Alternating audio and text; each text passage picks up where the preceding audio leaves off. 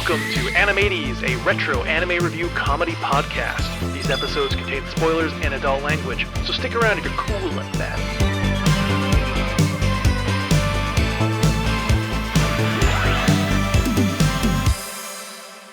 Hello and welcome to 90's, your favorite retro anime podcast. My name is Mackenzie, joined by my lovely co-host, Lindsay. And Lindsay here saying trans rights are human rights. Yeah, happy Pride Month, Lindsay. Oh my gosh, happy Pride Month, Mackenzie.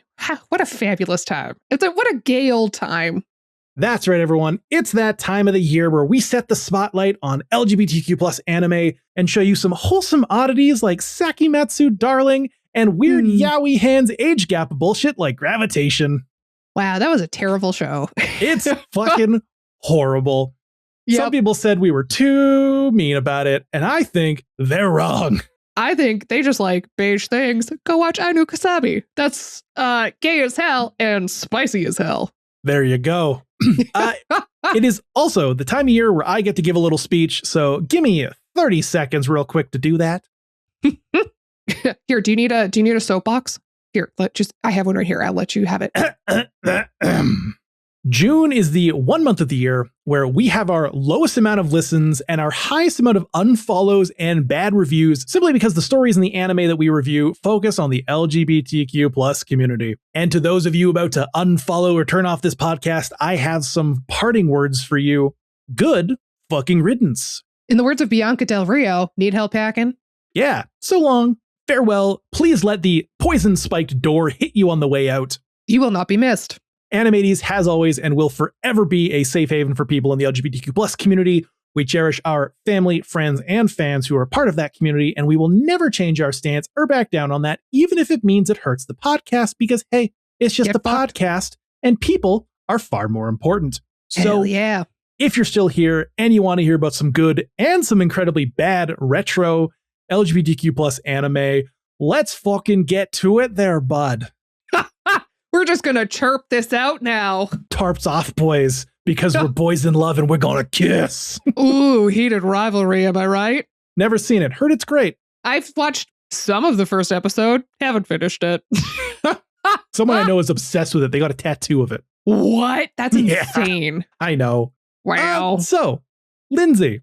Yeah. Do you remember our very first Pride Month when we watched Sakimatsu Darling? Oh my gosh. And I did not understand the metaphor behind it. Yes, I do remember. You rated it fairly well. It was a little charming piece of media. It was two coworkers. They go on holiday to try and develop an unspoken romance, but they're both unsure how the other feels. And it's basically them gauging the interest to determine the relationship dynamic, which, as you mentioned, you did not pick up on what that dynamic was at all. I believe at one point in the episode when I was giving my breakdown, I literally said, I'm the top or something like that as a joke. And I was like, and you did not. You're just like, I was like, do you know what this whole thing was about? And you're like, yeah, to see who loves who more. And it was like, Lindsay. No, they're trying to figure out who's the top and who's the bottom, baby. They're trying to figure that out. Who's going to be pitcher? Who's going to be receiver? To quote a Ren and Stimpy episode, who's the pitcher? Who's the catcher? You're the pitcher. I'm the catcher. Yeah, it was great. It was great. God, that was such a funny ending to that one. Classic 90's. Go check it out. It's from 2 years ago. Man, be kind though, because we probably are baby podcasters in it. It was our 37th episode. Wow. And now we're 132 more than that. Yep. At 169 or 70, whatever it is. This week, I thought we'd revisit that premise. Two coworkers going on vacation to try and reveal their true feelings for one another. Okay. But with a twist. Ooh, they already know who's the top and who's the bottom. Are they detectives? Wow, they are detectives. Oh my gosh. Oh my gosh. I think I might know what this is. Are they also a pop duo? No. Okay, never mind. Then I don't know what this is. No, but that's not the twist. Oh, okay. I wish. They are still coworkers. This time they are New York City detectives. What do you think the twist might be? This does sound familiar, but I don't know what it is. What is the twist? I feel like I've seen this and I feel like it's saved to my mail page.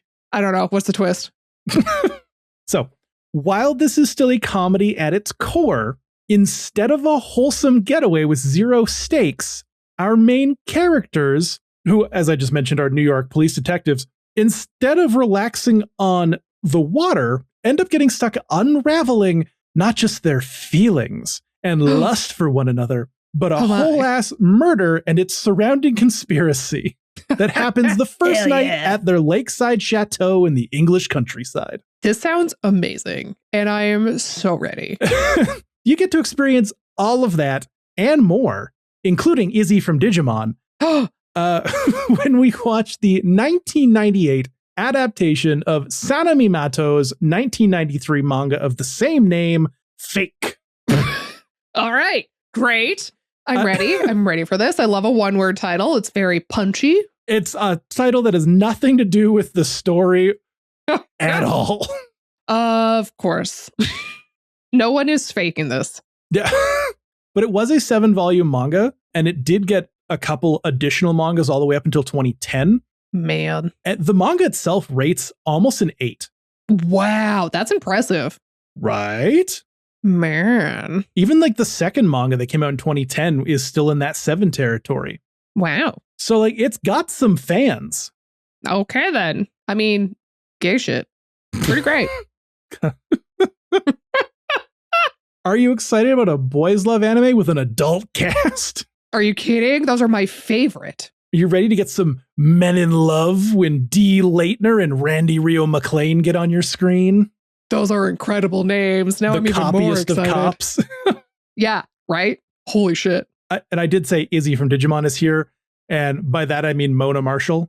Hell yeah, Mona Marshall. Who is alongside Doug and Terrence Stone, who I really hope aren't brothers, because that would be a horrible role to get put into. Two lovers that you've got a voice romancing as brothers. Why do I feel like that has happened? Oh, I'm sure it has. I'm sure it has too. But they both live in California, and I was like, oh no. Imagine breathy whispering towards your brother in the recording studio. Oh yeah. Deeper. Oh no. Oh man, if anybody knows of any things where like any anime where that's happened or whatever, please tell us. I want to know. Something I almost brought this week, Lindsay. Okay. Great. But I didn't because it got a little too SAE. Oh no. But there was a lot of deeper. Ooh. Wasn't a hentai though. They did not show the actual genitals, but there was a lot of sex. Pride Month is when we bring our first hentai. It is so fucking hard to find. Like, yeah, it is. Okay, seriously? It's hard to find, not hardwell finding. Oh. Darn it. It is so, as soon as you turn off ecchi on like the Mal search, it drops to like one page, and we've seen half of that page on this podcast. Damn it. Anyways, this is done by Studio JC staff. Okay, we've done them before. We've done a lot of their stuff. Some people might remember Slayers, Utena, Metal Fighter Miku, a whole bunch of stuff. They've been around for a long time. So even with a little bit of a lower budget, it is still in pretty good hands.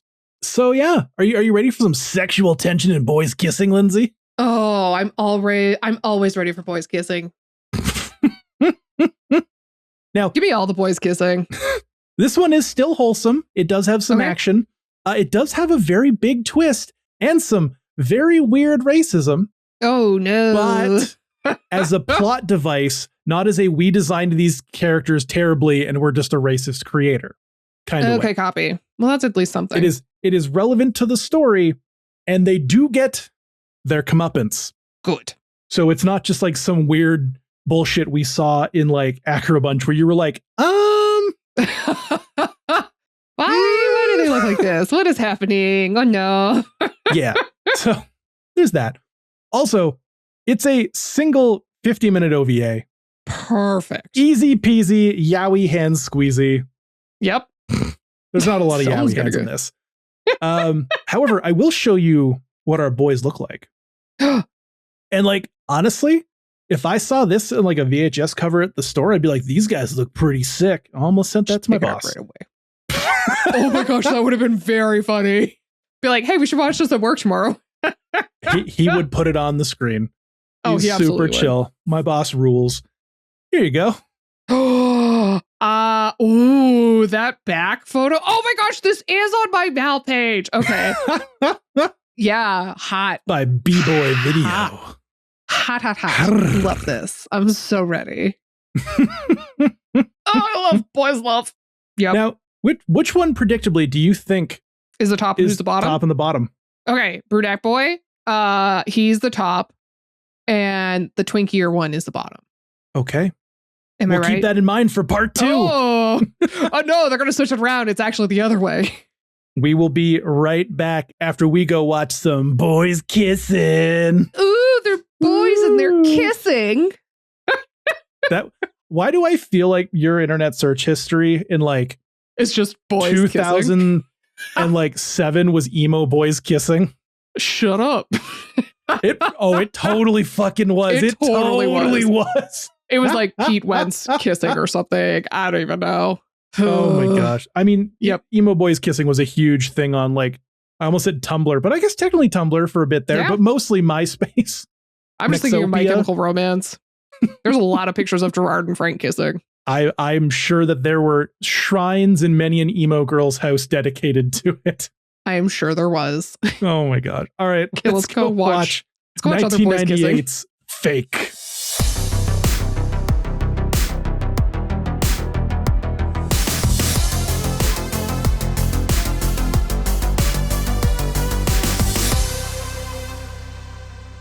And we're back from watching Fake, or Fake for you normal people. And I have to ask, Lindsay, did this have you wanting to watch them go under the covers, or were you just shooting blanks?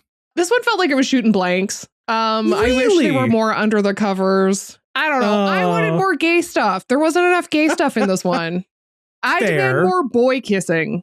Although, I mean, there was some cute boy kissing, but I just wanted more of it because they did it for like maybe the first 10, 15 minutes. And then they're like, all right, enough of that gay shit. We got to have dead little girls. You know? I mean, you're not wrong, but it was, a lot of things done in the name of love, at least. I'm sure, but I'm still just like, no, kiss more. I also wanted them to go all the way.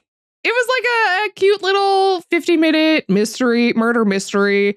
I mean, I watched so many Scooby-Doo episodes when I was a kid that, like, as soon as I saw plot twist, or spoiler alert, the hotel owner, I was like, oh, he's the baddie. So, like, don't expect any grand mystery with some huge twist at the end. It's exactly what you'll think it'll be. Look, when it was 1998, it was different, okay? I mean, yeah, in 1998, we could just say a lot of things about people when we met them. Oh, like calling people Oriental? I think I have the full quote here. Hey, pal, do you happen to be Oriental? Your eyes look kind of Asian. Yeah, that was a really weird 90s thing, using that word to like describe call people. HR. Yeah. What a thing to ask someone on their first day. Yeah. Personally, for me, I'm a little sad this only got one episode because this has the makings of like a legitimately good series, like a new case every week as the romance kind of builds, and until eventually in a later season when the ratings get a little darker, they fuck. I'm legit tempted to pick up the manga because like I kind of like browse through it really quick. There is way more kissing, way more guns, way more violence, and it's rated 7.89. So like clearly, yeah, might as well read it. It might be worth checking out. I think so. Just because I like spy shit. These guys are always going on cases. Not that they're spies. Yeah, it's like they're not spies. But you know what I mean? Just like they're kappas. Here's a fun fact. Okay. This actually aired on US television. That makes sense. I'm assuming you've heard of Logo TV. Yes, I have. I've watched a lot of programs on that. Presumably Drag Race. Uh-huh. Logo had a segment in 2007 called Alien Boot Camp. And it basically was showing off like animation and gay nerd culture. And that's adorable. Fake was one of the shows, which makes sense because like when it comes to all the boys love stuff out there, Fake is like pretty TV safe. Yeah, you're not showing I Know Kusabi on TV. Yeah, it's far from being like revealing or erotic as a whole. Mm-hmm. Sorry, sound like I said erotic asshole. Oh my gosh, speaking of erotic assholes, me trying to figure out what to bring next week. And I was like, this might work. And I was skimming through it and I fully saw a penis go into a butthole. And I was like, this will not work. It might work. You can do that without it being a hentai. It was called Sensitive Pornograph. Oh, Lindsay. Yeah. Is that the one about the two coworkers that were porn stars or whatever? I actually don't remember. I think it was like a half-hour thing with two different stories in it, and like one of them was these guys go into a apartment and then there's a dude tied up in the closet. Oh, not the one I'm thinking of. Okay, never mind. No, I don't know. That one is a hentai. I've seen that before, not seen it, but like I've seen it around. That one is definitely a hentai. Man, I mean, so was this one again. Literally saw a train enter a tunnel. Not in fake. No. Oh. No. In the sensitive pornograph one or whatever. Yes, that's what I'm talking about. Oh man. Here's another fun fact. The North American DVD for this had a note on the back that said contains depictions of alternative lifestyles. Viewer discretion is advised. No. As if the two dudes kissing on the cover didn't right? give that away. Incredible. Hey, Lindsay. Oh, no. Now what? Why do so many people have droopy ass faces in this? That is a great question. You know what it made me think of? Do you remember, have you ever seen the movie Scooby-Doo Zombie Island? Yes. When they're like, their voodoo dolls get too close to the fire and they start melting? Mm-hmm. That's what it made me think of. These people, I don't understand what's up with their dopey faces. It's not everyone. And it's also not even all the time. It's just sometimes they're like, this person's going to look like a paramedic at the end of a 16-hour shift. Oh, no. Yeah, you're not wrong. And it's like, yeah, there's so many weird proportions that I mean, you got to have a little bit of them yaoi proportions. I guess so. I guess you're true. You're right. I mean, D fully has like the smallest sunglasses possible when we first meet him. He is probably one of the most disproportionate people. And that's mostly because half the time he's in like some weird erratic state of animation. Yeah. So like, okay, I get it. But yeah, I'm just like, what is going on with these faces? You guessed, speaking of D, that he would be the top. Hell yeah. I know a top when I see one. And it's the one not wearing the cardigan. Well, he also kind of gives me pick me bottom energy, though, at the same time. He totally does. Like, he acts Mr. Tough, and I'm sure he's the quote unquote top, but bro's a switch. I could see him being a reluctant verse. Like, his ego wouldn't let him bottom, but then there'd be like a time where he would, and he would. But then going to hit that spot, he'd be like, damn, Rio. Mm-hmm. Going Rio deep with this one. Oh my gosh. Oh, listen to that. That's the sound of us not getting monetized on YouTube.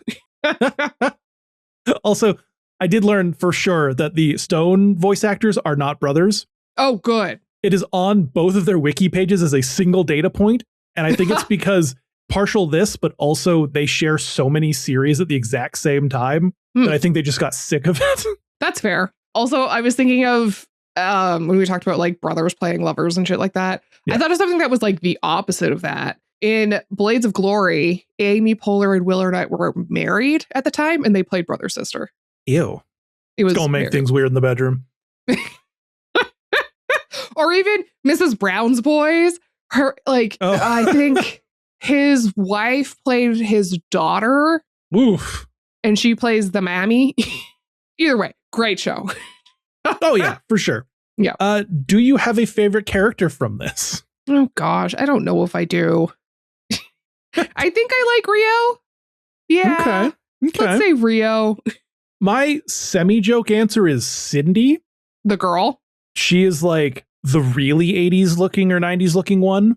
Mm-hmm. Not the main girl that talks the most, just her friend that's there. But I also thought maybe Bicky, because he's just such a funny little shit disturber. But it's gonna be D. He's just like desperately in love, and she's so bad at showing it, and he's so over the top, and he has so many just like exasperated chibi moments. And I was like, hell yeah. Dude is just struggling. Like and figured would not make a lick of difference if he wasn't actually in the show. JJ? Yeah. What the fuck was that? JJ so hard. That's what he wants. Well, yeah, true. Holy moly, is a big old bottom. Yeah. In the manga, the detective Berkeley, he's also in love with Rio, and he's always fighting with D over Rio. Ooh. But JJ is in love with D, and D wants him to die in a still water pit in the bottom of a cave. Man, I was just like, what are you doing? Go away. We could have not we have had 50 him minutes. Let's get him out of here. At all. Actually, no, it's a lie. He has to tell the hotel owner that Rio is half Japanese. Have it be Bicky. Yep. Have it be Bicky. And also, there we go. I'm assuming you were a little confused on the relationship between D and Bicky. Yeah, I just assumed there was like some sort of, I don't know. I think when it comes to like family structures and shit like that, when it comes to anime, I'm like, I don't know. It's all weird. So to clear the air, Bicky was a street kid that D basically like took on as like an older brother. Oh, okay. Helps him out, protects him. Pays yada, for yada. Intercontinental flights. Yeah, nothing weird, which is great. I was like, unless you're the legal guardian of someone, paying for intercontinental flight's a little weird. Well, if your intentions aren't weird, it's not the worst. If it's a street kid you're trying to like, give a vacation from the streets of New York with that like helps you on your cases every week. In the manga, he's like in every chapter. Wow. He's a very predominant, because he's a street thief, right? So he's always helping find information and shit. He's like the rogue. Kind of, yeah. Exactly. That makes sense. What is it with Boys Love Anime with On Vacation series where they have to walk 5 miles to the resort? Yeah, I have no idea at all. Because it's happened twice now. Yeah, it's always like the one who's like, oh, what are we? I don't want to walk this. The other one that's like, it's not that bad. It's happened twice, which is like not a lot, but it's weird that it's happened twice. I like that. That's just become a staple in our vocabulary. Is that phrase. We watch weird shit. We do watch weird shit. Oh, man. Yeah, I don't really know. I guess we got to have some sort of something. I don't know. That was a great explanation. Oh, man. But yeah, also, how'd you feel about the opening? It's pretty standard for an anime opening. It was a fun little opening, dance, dance, dance, all that fun stuff. I thought the opening logo was really cool. So yeah, it's a good really liked graphic design. Flash, flash, Ooh. Flash. Yeah, really fun, really upbeat, really dancey. And then we go into a woman being murdered. Look, there's a lot of this in this show where it's like chibi, ha ha ha, and there's just like slaughter, and you're like, oh, it's very, very, very bipolar in terms of vibe, which is quite weird. But yeah, this woman gets stabbed multiple times to death and left in a lake. But that doesn't matter. Our guys are going on a vacation. Ooh. And then they check in, and it's like, oh, there's 3 people on your reservation. And they're like, yeah, the one isn't coming. So, cancel that, blah, blah, blah. They're like, oh, okay. Yeah, that's fine. And then you learn that D paid him $100 to stay home so that he could go on this trip. 2 things. 1, bro is so thirsty. He's like, he's bribing people no matter what. But also 2, $100 is nowhere near the same value as an international vacation. No. Also, like, if this kid had to pay for himself, he wouldn't be going. So like, cancel the flight for him, because he's not going to buy another one. Apparently they didn't cancel the flights, as we learn later on, which I'm just like, there's a lot of weird story beats in this that make no sense. There are. And then we cut to Bicky and the girl. I don't remember her name. That would be Asuka looking mofo. She does kind of have a bit of an Asuka vibe, doesn't she? I think it's just because she has red hair. I was going to go check the Mal page. She's not on there. Oh, no. Well, I guess she's not that important. Fuck it. Man. Yep. Who cares? But yeah, it's great. She and Bicky bet about D losing his virginity and going all the way. So that was fun. I mean, Bicky's like the worst wingman. This dude takes him in, gives him money, and he's like, nah, he ain't going to stick it in. Nah, he's a fucking nerd. Fucking coward. Yeah, literally. He's just like, he ain't going to do shit. Oh, man. Yep. It's great. Jeez. Oh, my gosh. What a thing to place some bets on. And then, we have a flashback to when D and Rio meet for the first time. And that's where we get the inappropriate line about him being Oriental. Which is even weirder because design-wise, D looks more Japanese. Right? I was thinking that too. I don't know. Like, I would have thought D. Yeah, I would have thought D would be the half Japanese person. I gotta wonder if this is like a poor translation. It must be. There has to be something. I don't know. It was super weird. Yeah, it just doesn't make sense. And then we cut to present day where they're on the lake, D and Rio. Ooh. And D asks Rio how he really feels about him. And Rio says there's something floating over there. And turns out it's a corpse. Imagine getting cock-blocked by a corpse while you're trying to proclaim your love while pinning down the person you love on a boat. Which I was like, kind of hot. Right? Yeah. It made me think of the scene from Bridget Jones' Diary where they're on the lake, but just like a little bit saucier. And I was like, oh my. Although also Hugh Grant in a wet white shirt in that movie. Whoo! I understood Hugh Grant. Oh, man. It's great. Yep. Anyways, floating corpse. How fun. They go and they meet two other guests at the hotel. It's two girls. Risa and Cindy. Ooh. Our 90s queen.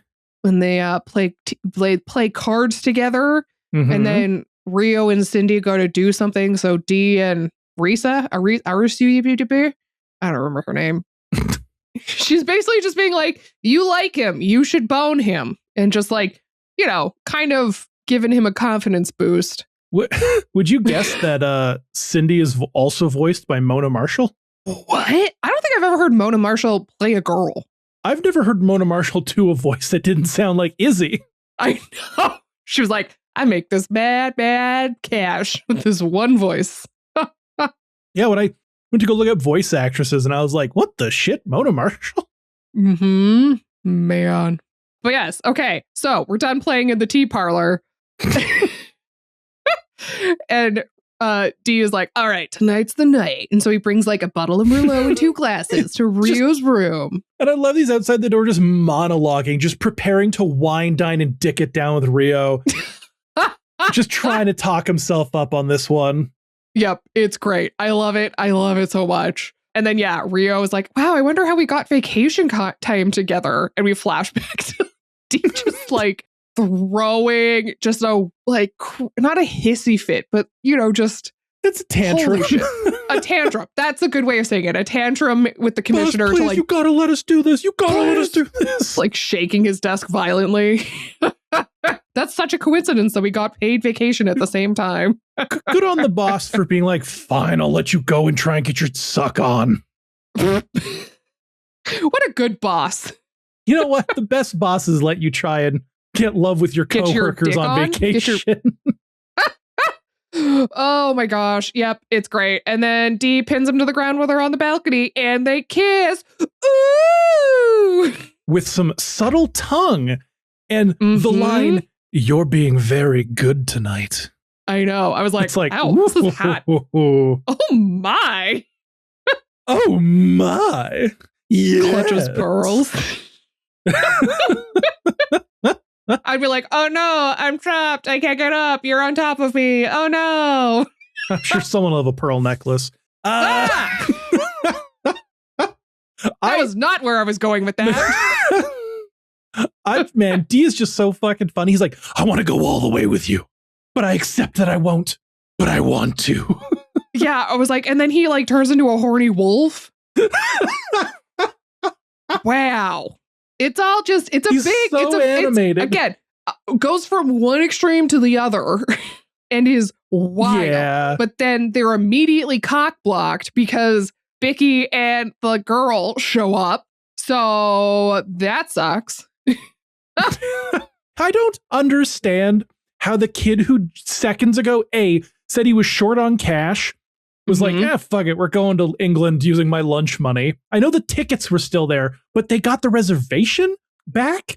And then with an extra person. This hotel was not very busy. Also, how did they get from New York to England in like 3 hours? A day? Like, and then hike that 5 miles? I guess they're young. Still, it's such a weird timeline throughout all of it. Listen, don't think too hard about it. I just love that, like, he calls Bicky a prepubescent pain in the ass. I mean, and he calls D perv man. I'm like, I like these two. I like their dynamic. They've got a great dynamic. Oh, man. Yeah, it's great. And then, Dee drinks until he passes out. So Rio puts him in his room and goes to sleep in Dee's room where he sees one of the girls from earlier. And she's like, we'll do something tomorrow. Blah, blah, blah. And then she like meddles in the relationship trying to like wingman Dee. So maybe that'll do something. Who knows? Oh, man. But yeah, so they go to get ice for his head, for Rio's head. No, I don't remember. I don't know. So probably Dee's head. Sorry, just Dee's head. I just thought of Dee's nuts. Oh. Because I'm a child. They go to the kitchen and they get caught. Mm-hmm. And they catch that one blonde man they've seen skulking around, escaping out a window. Yeah. And the one who they're like, clearly people will think this is the bad guy. Even though like minutes later, they're like, he's not the bad guy. He works for the NYPD as well. He's here just solving a case on his free time while he's on vacation. Hey, this resort is real popular with boundaries, my dude. Oh, man. Yeah, it's all great. And then, they all go down to the lake where the body was found, and they're all Japanese victims from the past number of years. Oh, no. So basically, this is a hate crime now. Yep. He suggests that 3 of them join voices. They joined forces to solve the case. And Dee's like, no. And then Rio's like, no, we'll do it. Oh, and then this is when Rio gives him a kiss goodnight, and this like activates Dee like a horny sleeper agent. Oh my God, does this ever? Like, he finally gets some love back, and he just like jumps on him and is like, take your clothes off now. He's like, I lied, I want to go all the way now. You're like, holy shit. We're not waiting till tomorrow. And then all while this is happening, JJ is coming back from a vacation to LA when he learns that Dee and Rio were in England on the holiday. And so even though he just got back from vacation, he also is having a tantrum trying to get the commissioner to let him have more days off to go to England and crash this whatever. Fucking JJ. Oh my gosh, fucking JJ is right. It just is all suck. It's all sucked? No, yes, I don't know. Sorry, I saw the word Rio's room cock blocked. Yes.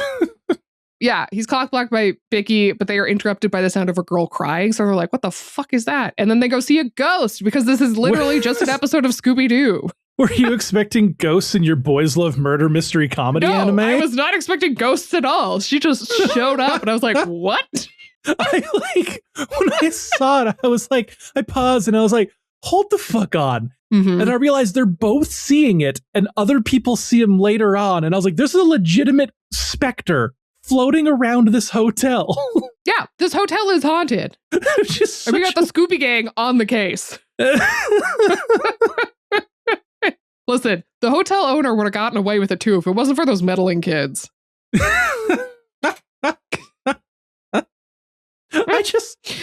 My favorite part of this is when they like freak out and they run up to Rio's room and they're like 4 hands violently pounding on his door and he just casually goes, oh, it sounds like someone might be knocking on my door. The fuck do you mean might? Wow, what a it great is detective. Clear, you ding dong, that someone is knocking on your door violently. Nothing gets past Rio. And now I know this was because it was just some like in the studio being like, all right, there's someone knocking, you might be knocking on your door. Give me a line about that. Like, but it's so dumb. It's very funny. Oh my gosh. There's the comedic timing of them being like, there's a ghost, there's a ghost, there's a ghost. And him just being like, ghosts don't exist. Shut the fuck up. And they're like, oh, you're right. Okay, we're going to go to bed now. And they both like sleep in the same bedroom. Vicky just has his feet in Dee's face. It's great. In the morning, we go see a really bad portrait of the girl ghost that I saw last night. And I was like, that is rough. After some sick rollerblading skills, dog. It is true. There's some sick roller skating. I was like, how are they going down the stairs like that? They're so talented. You'd think that they'd put a bit more effort into that portrait. Nah, it's fine. It's real wonky. It's so bad. I was just like, okay, I guess. Let me honor my daughter by making her look like shit. Oh, that's great. I love that. Father, please honor me by doing a really bad portrait of me. That's why she's still a specter in the house. It's not because her dad's killing people. It's because she hates that fucking painting so bad. She's like, I can't pass over, Papa, because you have this ugly ass portrait. I can't let that be the only surviving thing of me that people know. I would do that. I would come back and haunt someone if that was the case.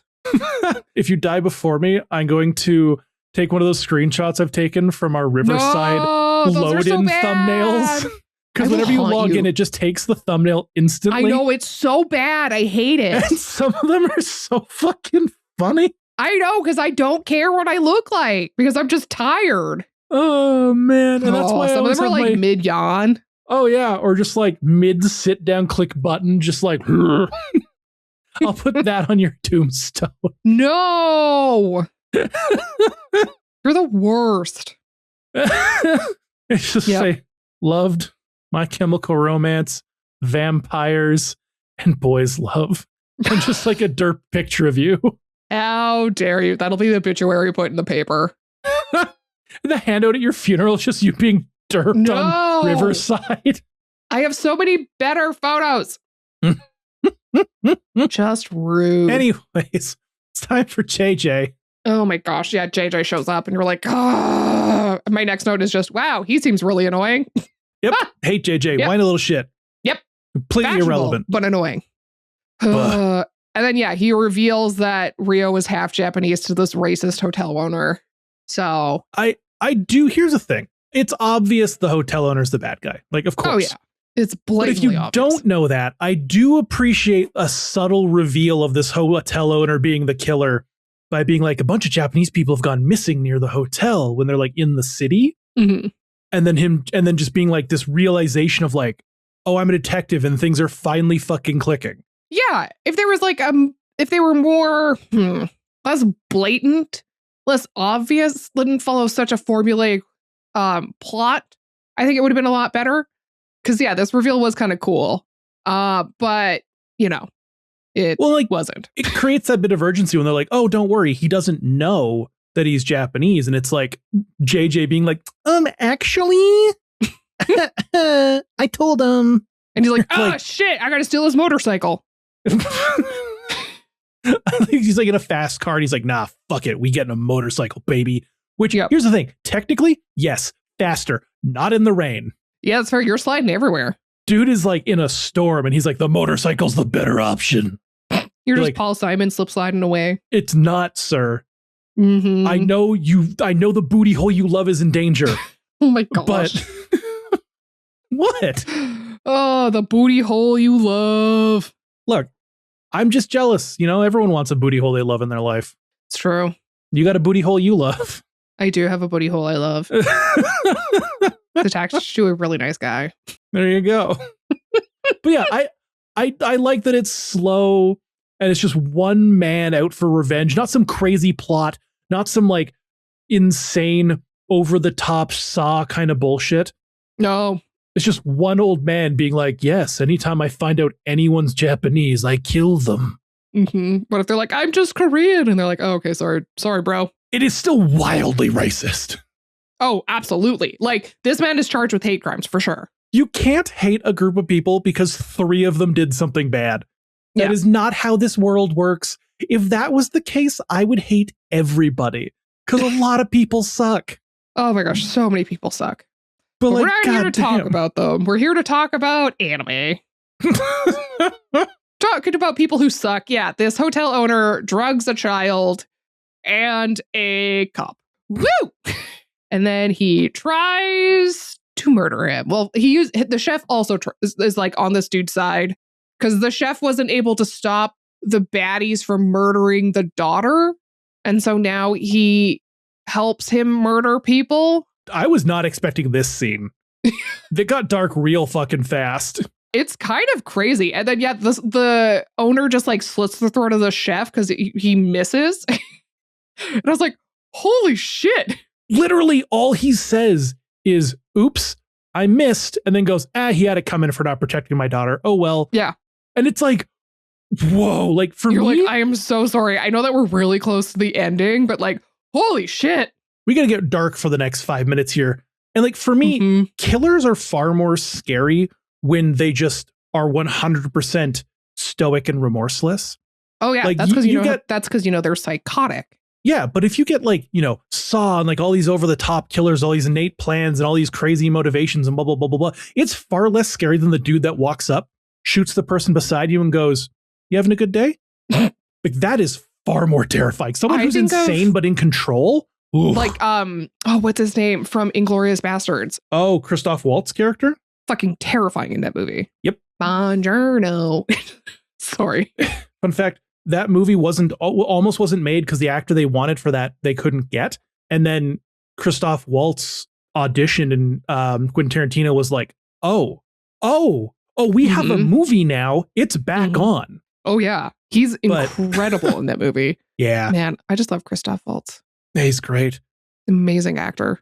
Shit keeps getting darker, though.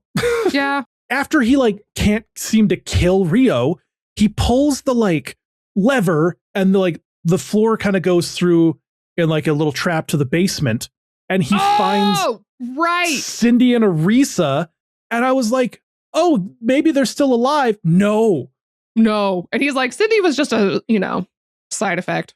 You're like, oh my gosh. Yeah. Like, I was like, oh, we're going to like find them beaten up in the basement. No, there's just bodies. Yep. Holy shit. Like, why did this get so dark?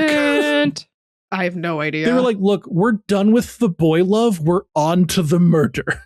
That's the only logical thing to go to after this. Murder that pussy, then murder people.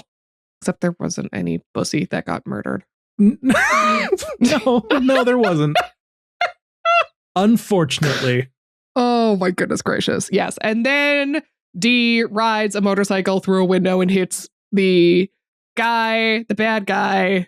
I thought he killed him, but I also thought he killed him. But I would assume if you get hit by a motorcycle that's flying through a glass window, you die. Imagine being so badass you drop kick someone with a motorcycle. Yeah. Like, that'd be really cool. I also was like, oh, he dead. I literally wrote my notes, well, he's dead. And then the next thing happened, I was like, okay, backspace. No, instead, he gets to give a speech about how he was wrong for being a racist murderer. Mm-hmm. Just because you got caught doesn't mean you get to all of a sudden play victim, motherfucker. Yeah. Took that mask off and you're still a racist. Yeah. Oh, man. Yep, it's great. But we're back in New York now. New York City. And I guess they're getting a new commissioner. You're welcome for that vocal stim. And who could it possibly be? Oh, it's the guy. Berkeley. The other Berkeley detective with that his was in England. Fashion and his spiky hair. Man, he does have great fashion. He does. Even though it's like mostly just trench coats, he still he does it really well. The waistcoats were really good. Hell yeah. I want them to become a throuple. Read the manga. Apparently there's a lot of triangle stuff going on. I don't know if it eventually gets to that, but there's definitely the triangle stuff. Okay, well, I guess I need to read more of the manga. I got a link for you. It's free. Thank goodness. This goes from like goofy to horny to goofy to horny to goofy to horny to right horror. Back down to horror. So hard. And then right back to goofy at the end for the last couple seconds to remind you, this is the Boys Love Comedy, everybody. Oh my gosh. It is a Boys Love Comedy. It's not though. It is. There's just not enough for you. There needs to be way more. Don't make me change my thing again, Lindsay. I was going to do girl love for my second, but if you want some P&B action, I've got stuff I could bring, Lindsay. Oh man. But yeah, what do you rate this out of 10? Oh man. This is like a 5.4-ish. Okay. Like I'm not. It's on the positive side of neutral. But if it had more kissing, yeah. If there was more kissing in it, I want my boys to kiss more. If let's say it was 3 times more kissing, what would you rate it? Like 5.8. Wow, we got to get like at least 6 times extra kissing to get into the 6 territory. They have to be kissing all the time. Just, Damn, I'm going to bring you something with some P&B and you're going to be like, it's a 10. It's a fucking 10. What do you think the users rated it? I think I feel like they're in the 5 territory. I feel like they're in the high 5s. I want to say like 5, 7, 6. Higher. Cool. Okay, This comes in at a 6.50. Okay, I'm not mad at that. I think that's appropriate. From almost 12,000 users, wow. with 5 recommended reviews and 1 not recommended. Wow, that person's a homophobe. It even actually, in their review, they literally say, as a heterosexual male, obviously this isn't something I would be open to watching or enjoying. So then why the fuck did you watch it? Yeah. They're like, it was utter garbage. They're like, I went into this with a pessimistic approach because it was gay. And I'm like, then why are you watching it? Like, we review a lot of stuff that we don't like. I mean, we have a podcast about it. But like, if I specifically hate spy anime, for example, which I don't, but if I did, I wouldn't go watching and reviewing spy anime. Because then you can't be objective. If it was like, oh, here's an anime, it's just 26 minutes of needles, I'd be like, no, I will not watch that. My next Halloween, I've got an idea. Oh, I hate them. Oh my gosh. But if you want to check out any of our other LGBTQ plus retro anime reviews, we've got a whole bunch like Sekimetsu Darling, Stop Hibari-kun, Gravitation, Something of Love, Listen of what is it? Legends, Love, something Gravitation? of Love. It's the OVA. I don't remember what it was. Lyrics of Love or something. Lyrics of Love. That's what it was. You are correct. We've also got Aino Kasabi, Shrine Maiden. Oh, that was terrible. It was so bad. I'm sorry, lesbians. You don't get good retro anime. I guess Utena. So we got a bunch of those. Make sure to check those out. If you want even more, we've got 170 other episodes available for you to check on out. And we've also got a YouTube channel at youtube.com/@animates, where you can see a bunch of our long form and short form content to get your Animates rocks off. Ooh. And if you want even more, you can check out our Patreon at patreon.com/animates, where you get access to bonus episodes, pre-banners that we do every week, which are like little mini pre-recording content sessions, and also access to our Discord. This week we had a bonus episode where we had our guest from February, Nate, watch Ebichu, which is officially an Animates lost episode because we forgot about it. Oops. But it's here. It's and so then also, here. Next week, we have another bonus episode for our Patreon pre-banter. So you're getting spoiled this month, and it's going to be absolutely stupid. So make sure to check that out. Yep. But another one of the perks you get on our Patreon is we'll read out your name on the podcast. So if you want to make us say, or I guess me, say goofy dumb shit, you can do that. Starting with our retro cuties, we've got Beige Wheel, Eric, Aladoris, and Hi Say Holmes. Moving on to our retro cuties, we've got Doing the Ball Stuff. Oh. All right. I mean, don't forget the balls. They're very important. Doing the ball stuff. Oh, man. Kuwabara says make sure you get the balls. Incredible. My gosh. Next, we've got Jake Peralta with that. Cool. Up next, we got Matthew and Kamichu, followed by a deep, sexy voice says relax. Yep. And finishing off that tier, we've got, they say you need two people to build a bookcase, but it turns out you only need one Carly J. Jepsen. Well, Carly, if I'm ever rich and I need furniture built, I will fly you out specifically to build furniture. Wow. What an honor. I know. No. What can I say? And of course, we move on to our Chibi champions, where we've got one time Misaka didn't realize she'd been East-Guyed for weeks. The only thing different was the orcas all had Australian accents. Oh, which weird. I was thinking about this and I was like, as opposed to the American accents that orcas have. Yeah, what accents do orcas have? An Australian will be like, arr. They'd be like ours. That's what they. I'm an arca. Anyways, arca. Patreon.com. No, it'd be orcar. Arcar. Patreon.com/animates. And we will catch you next week when Lindsay has given me something to watch. Oh my gosh. That I imagine might be a little spicier than this week. I mean, who knows? Oh, oof. Do you know yet? I don't. Is this why we're postponing our part 1 for a few days? No. It's because I haven't had time to do research. So that is the reason. I'll tell you more once we're not recording so that I don't give spoilers. Okay. Yeah. All right. We'll catch you next week.